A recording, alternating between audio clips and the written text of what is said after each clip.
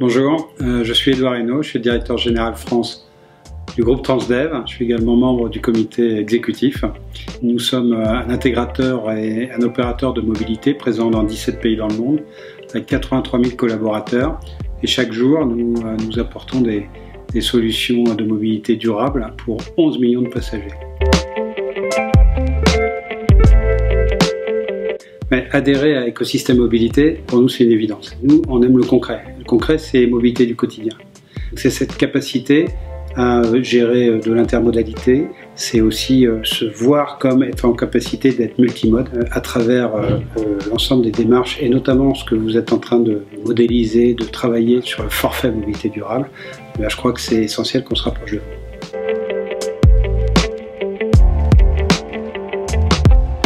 Vous vous souvenez que le forfait de mobilité durable a été mis en œuvre en mai 2020.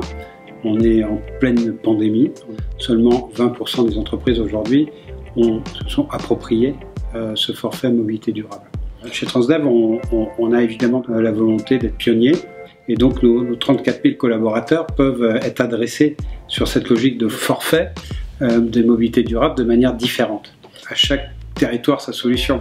Je vais vous prendre un exemple assez simple, à Issy-les-Moulineaux, donc au siège du groupe Transdev. Donc vous pouvez emprunter pendant 15 jours et tester un vélo à assistance électrique et continuer à inciter nos collaborateurs, à inciter nos clients aussi, les entreprises, à tester de nouvelles solutions de mobilité qui vont être complémentaires avec les solutions structurantes qui sont mises à disposition par le transport public.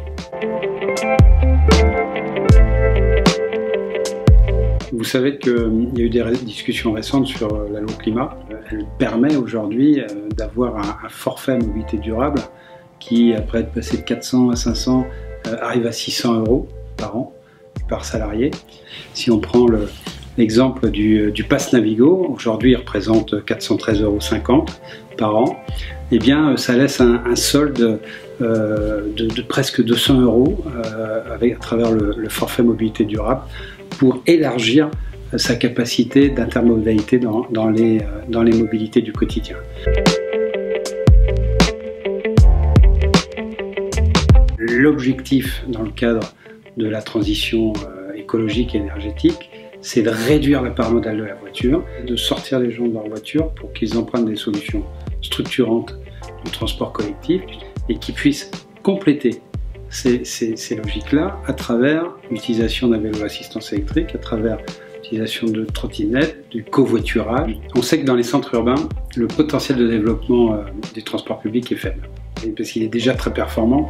Aujourd'hui, ce dont on a besoin le plus, c'est de redistribuer l'offre dans les périphéries. C'est renforcer les articulations des modes partagés et actifs, une meilleure mobilité numérique, et comment on aide les gens à finalement peut-être laisser leur voiture dans un parking relais, emprunter avec un car à haut niveau de service une liaison vers le réseau structurant, arriver à un réseau structurant et faire les 3, 4, 8 derniers kilomètres peut-être avec une solution de type vélo assistance électrique. Quand on travaille sur la périphérie, quand on travaille sur le périurbain, on travaille sur 55% des émissions de gaz à effet de serre.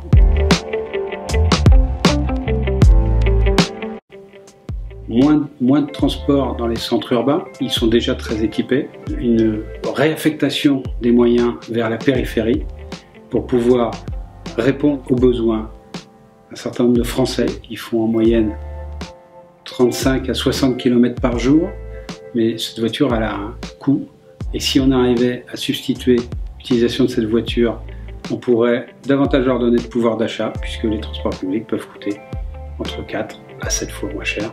Et là, on répond finalement à ce besoin de travailler davantage de cohésion territoriale avec davantage de cohésion sociale.